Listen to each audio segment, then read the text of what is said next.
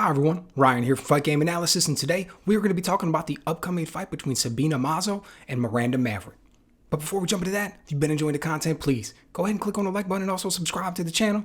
Really appreciate your support. Okay, so we've got a fight coming up here this Saturday, March 12th.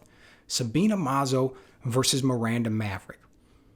Now, I think Miranda Maverick is coming in, I won't say she came in to the UFC with a massive amount of hype, but she did come in with a certain amount of recognition. You hear a lot of fellow UFC fighters talk, and DC being one of them, John Anik, not a fighter, but a commentator. You hear these guys talk, and they talk about how they see Miranda Maverick as a future champion. And I can see it. I get it. She comes in. She is a dominant wrestler. And when you have wrestling as your base, when you have wrestling as your first skill set, and from that you build, it does seem to go a long way for people. Definitely better than coming in with just like a hardcore striking background, or definitely better than coming in with just a hardcore Brazilian jiu-jitsu background.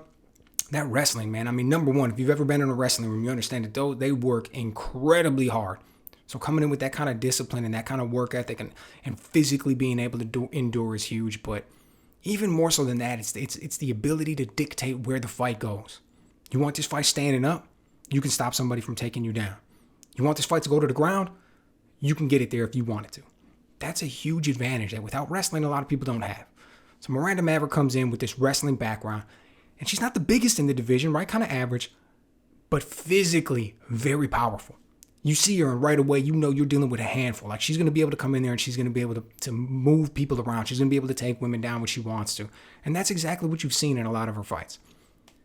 But her striking is also getting better. She came in that first fight, looked a little raw.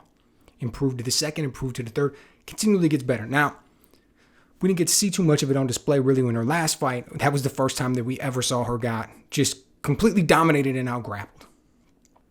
Even though she comes in with her striking as a weak point, we've seen her progress, and we've seen her progress. We've seen it get better since she's been there. When you look at the difference between her first fight and that fight against Maycee Barber, striking improved by leaps and bounds. Maycee Barber is a really good striker, and Miranda Maverick was able to give it to her for a little while.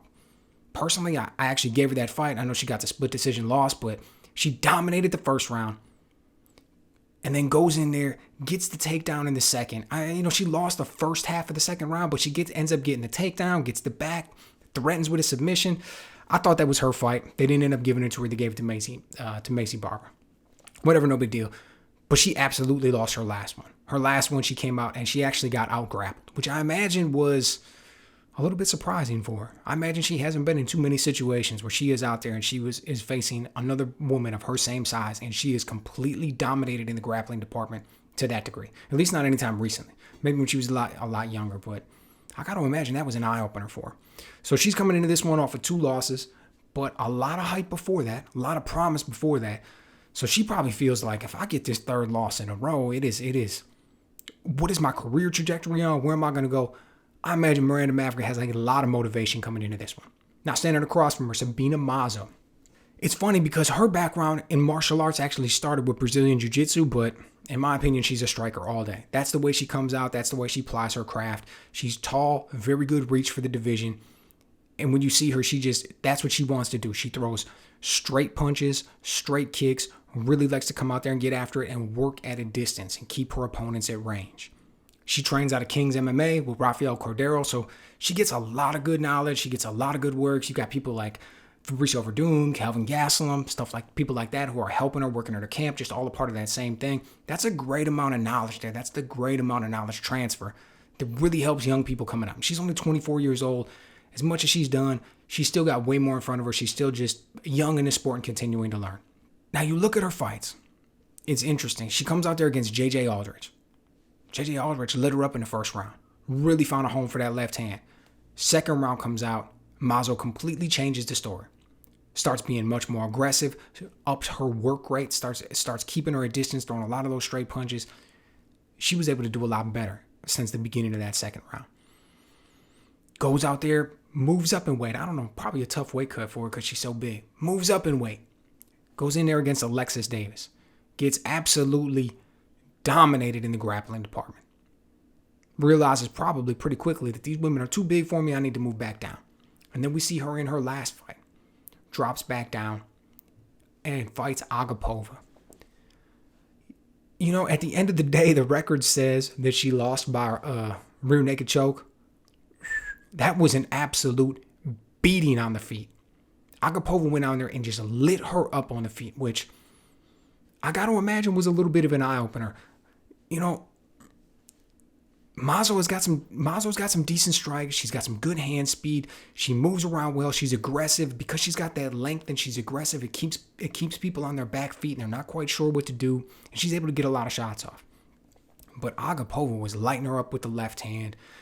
Mazo got some good shots in too and some nice counters, but at the end of the day, I think it was a right hook that just dropped her. She jumped on her back like Henan Barao back in the day and just choked her out. She tapped within like 5 seconds. Just a completely dominating performance for Agapova. So we've got the situation where both of these women are coming into this fight off of 2 losses. Both of them need to get back on the winning side.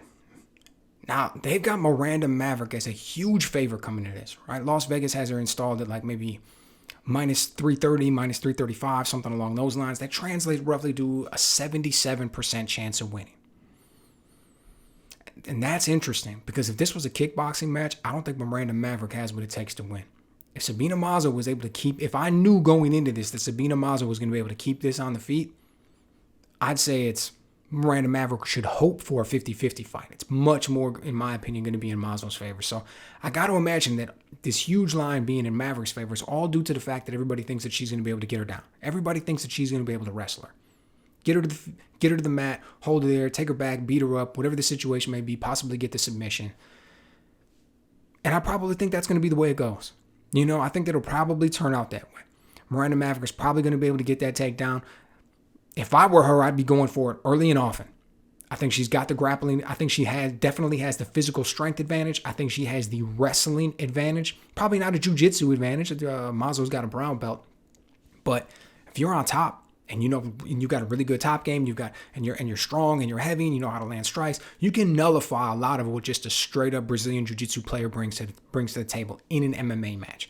And I think Miranda's going to be able to do that should she get it there. So I'm going to go with the Miranda Maverick on this one. I think it's going to be a little bit closer than people think. At the same time, she could dominate with the wrestling, right? She could go out there, she could get one at 4.5 minutes left in the first round, 4.5 minutes in the second, 4.5 minutes in the third. And she just goes out there and just gets complete domination, top control, and wins every second of the fight for the most part. But at the same time, the longer it stays on the feet, if it's forced to stay on the feet, if Mazo is able to defend a couple of those takedowns and it stays there longer, I think the advantage is definitely going to be in her favor at that point. So let me know what you guys think. Am I underestimating the grappling that Mazo brings to the table? Or maybe I'm underestimating the striking that Miranda Maverick brings?